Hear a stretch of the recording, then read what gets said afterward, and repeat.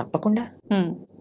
ఇప్పుడు చూడండి, రోడ్డు పైన మురికి నీళ్ళు ఉన్నాయనుకోండి, ఒక మనం బకెట్ల మురికి నీళ్ళు రోడ్డు పైన పడేసాం అనుకోండి, మీరు మధ్యాహ్నం కల్లా వచ్చారనుకోండి, అక్కడ ఒక్క చుక్క నీరు కూడా ఉండదు.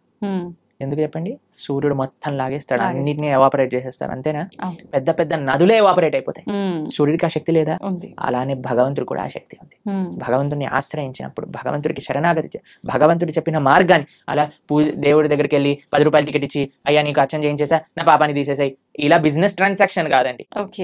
మనసా వాచా కర్మన భగవద్ మార్గంలో మనం నడిచినప్పుడు, భగవంతుడికి శరణాగతి చేసినప్పుడు, ఆయన మన దగ్గర ఉండే ఎటువంటి కర్మ బ్యాగేజ్ నైనా సరే ఆయన మొత్తం డిసపియర్ చేసేయగలరు. అది భగవంతుడికి ఉండే శక్తి.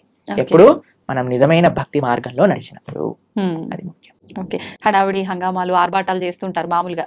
భగవంతుడి విషయంలో వచ్చేసరికి అవన్నీ కాకుండా మనస్ఫూర్తిగా మనం దైవ మార్గంలో ఉండాలి. హంగామా, హడావిడి, ఆర్భాటం ఎందుకు చేయకూడదు?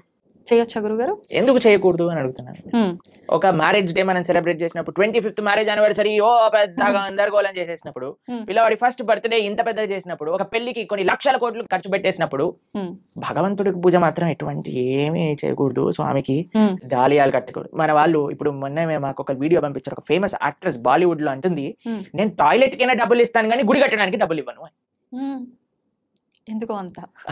ఎందుకు అని అంటే, నో మోర్ రిలీజియస్ ఇన్స్టిట్యూషన్స్ అని ఏదో దానికి జనాలందరూ కరెక్టే చెప్పింది, రిలీజియస్ వల్ల ఒక ఆలయం కట్టడం వల్ల ఏమి పని ఉంది దానికి అని అంటున్నారు. ఎందుకంటే అందరు ఇలాంటి మెంటల్ గా తయారవుతారు.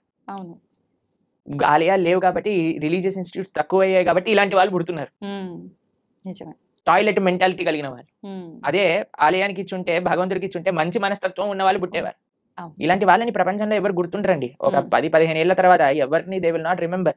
కానీ మనం ఇప్పటికీ గుర్తు పెట్టుకునేది ఎవరిని అంటే, శివాజీ మహారాజ్ లాంటి రాజులు, ఎవరైతే ధర్మం కోసం కాపాడారు, దేశం కోసం ప్రయత్నం చేశారు, దేశం కోసం, దైవం కోసం, సమాజం కోసం.